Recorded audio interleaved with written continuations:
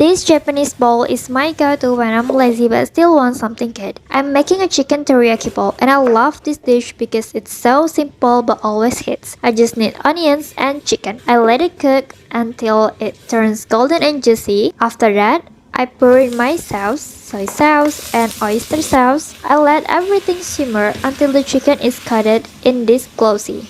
That's it. Simple, comforting, and so satisfying over warm rice. Would you eat this? Comment down below and follow for more cozy Japanese style meals.